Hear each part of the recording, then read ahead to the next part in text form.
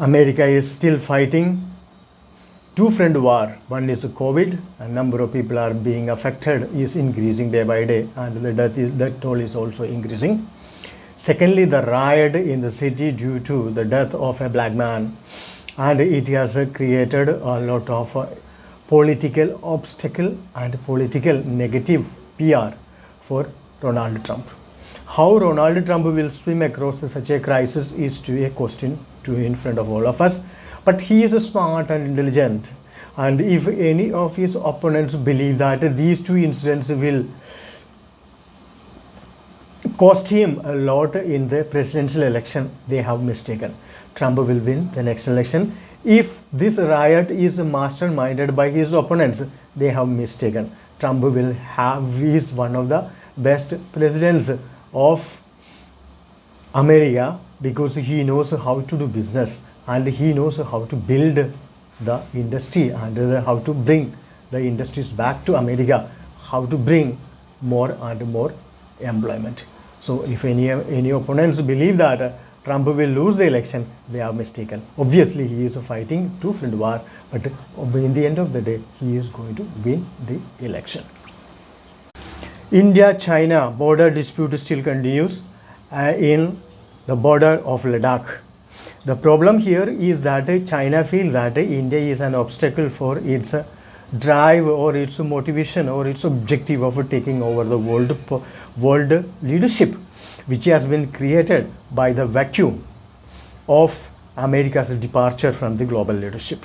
And no any other European countries are in a position to take over. At the same time, Russia is also not in a position to take over. So China is the only country which is presently superpower and economically better placed. At the same time, military and the other strength of influence they have. So they believe that America is using India as an obstacle against China is taking over the global leadership, which America and any other Western nations don't want. That is why they are using India and supporting India and everything against China. At the same time, the world leadership should not forget that China has become a superpower by its own ability and without having any cooperation by anyone. So isolating China and preventing China from taking over the global leadership is not a justice. Instead, creating a balance of leadership and a balance of power in the world, allowing other countries taking over the permanent membership of the UN and other global platforms will give the balance instead of pushing India into a war with China. In African country like Zambia, the people started attacking Chinese who are working in different factories and running the business, because it was reported that the Chinese have attacked or blamed or branded the Africans who have responsible for creating the COVID virus, which was actually reported to have been originated from a Chinese viral laboratory which is managed by PLA. So now the African countries are already angry with China and they started attacking China. China should improve its PR in the African region, immediately running a PR drive and helping the financial support and other support to those nations and create a positive and friendly image immediately, so that China will get less attack or less blackmailing from the countries of any American region, any African region, because the West is already trying its best to prevent China from taking over the global leadership. India's southern province of Kerala has already taken over the bad news platform because one elephant has been killed by the minorities. It is reported that the task hunters have been done. Mostly the converts going to the church, masjid, and the people who follow the communist manifesto are doing all this poaching and cutting the trees from the jungle, selling in the black market. All these are done by them because these people don't have any empathy to any living beings. They do maximum torture on the animal. They kill the animals. They even poison the pigeons and other crows and anything, because they believe that the God has created all these living beings for the enjoying man, including women. They always treat even the women as a subordinate. So these communities are responsible for social problems and animal cruelty of animal in this state, and especially it is giving a bad image for India. And Indian ethos is that Indians, especially the majority community, is worship even the animals, including a rat. At the same time, the converts go into the church and masjid. Once upon a time, they were lower caste Hindus, and they are forced to go to the church and masjid because they didn't get entry in the temple. They have that revenge, and that revenge they are expressing by killing the animals. Whatever the Hindu beliefs are there, they try to humiliate it. And these people who is also using the leftist platform to hide under the veil of secularism. Actually, they are practicing pseudo-secularism and running a proper communalism.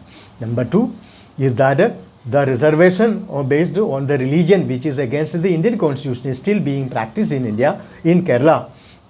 And because of that, there are a lot of converts going to the church and masjids already in the police and the civil service and the government service everywhere, including teachers. And they are running so many schools without any control.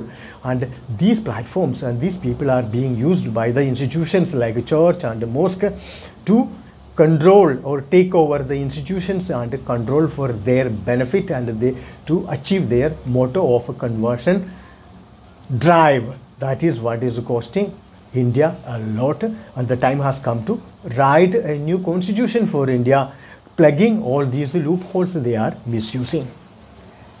Australia and India has signed a treaty or a pact for the army cooperation. This may be, India feels that it may be good for India, but China is looking at this treaty as with a suspicion that this is a plot against China by the Western, especially the Western United platforms, who is against China. Australia is far from India, as at the same time China is a neighbor of India. India should not use Indian soil to allow any Australia or America or any country against China, because Chinese are very sentimental people. If you love China, China will love you back. At the same time, Westerners are very smart in using other countries' army use and their economy, everything against their common enemies. And that is the culture they are using. Especially when the small countries will land in the war, they will be able to sell a lot of weapons. That is their another objective. So look at Australia's pact with a little care and suspicion, because Australia has nothing to do with India. When India will land in a war with China, Australia will not send their army to fight a war against China, sending to support Indian army. Indian army has to fight alone. And why are we inviting unnecessarily enmity of China, which is a very close neighbor, and you can send directly the army to Indian border. At the same time, Australia is very far. Australia is not contributing any trade or any other relationship with India. Actually, Australia and other countries want to use India against China, which is not good for the interest of China, the interest of India. India should redefine its foreign policy with all its neighbors. Now China is facing more problem, because China has a Hong Kong problem, China has a problem with Tibet, China has a problem with Taiwan. At the same time, global leadership, especially the Western countries, are taking it as an advantage and trying to prevent China from taking over Hong Kong. If there was a treaty, and the treaty has to be honored by Britain, there is no doubt. If there is a treaty with Taiwan, Taiwan has to honor it. Once you sign a treaty, when you are weak, when you become strong, if you don't honor the treaty, then what is the benefit of signing a treaty? So if China honored its treaty so far, then it is the duty of the Hong Kong to honor its treaty. When the time has come, if you promised China that you will become part of China, then you have to become Chinese part.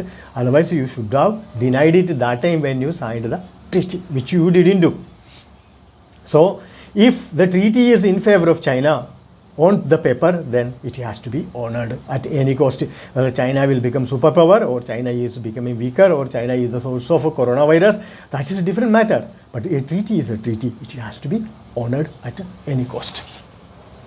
The report says that the 8 lawmakers of different 8 countries has made an alliance against China. It is a selfish attitude, because if China is a superpower, it wants to take over the world like America was ruling quite some time, then why can't China take over? If China will take over, what is the problem?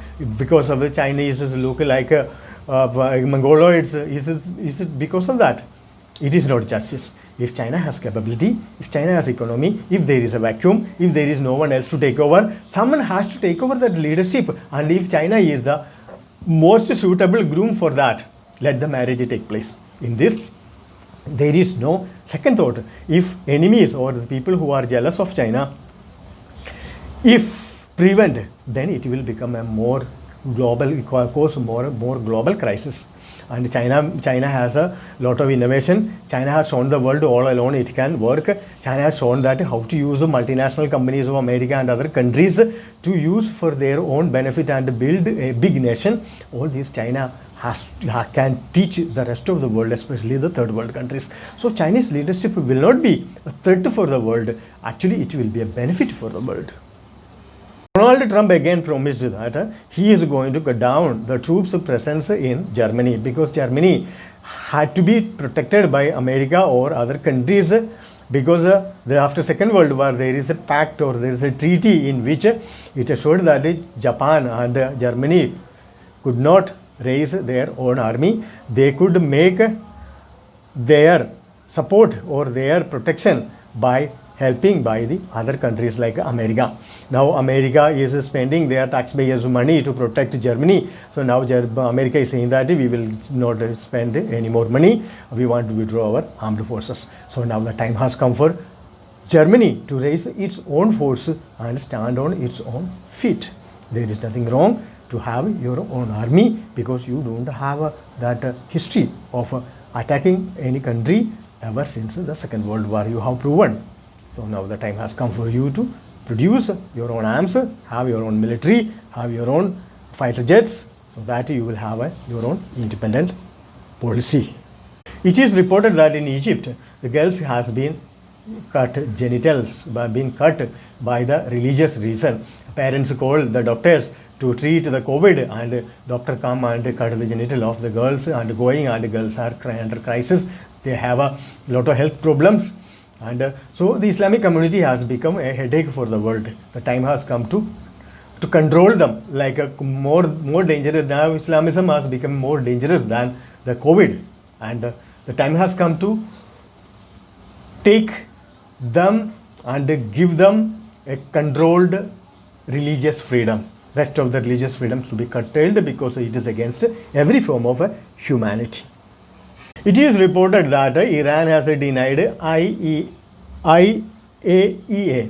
IAEA has been mandated to inspect the nuclear facilities of Iran, but ever since the America withdrawn the pact with Barack Obama has signed with America and Iran, now Iran has a right to deny its nuclear facility access, because it is America which has denied the treaty and withdrawn from the treaty. So now, being a sovereign nation, it is the right of Iran to withdraw from all the commitments it has made in the treaty with Barack Obama.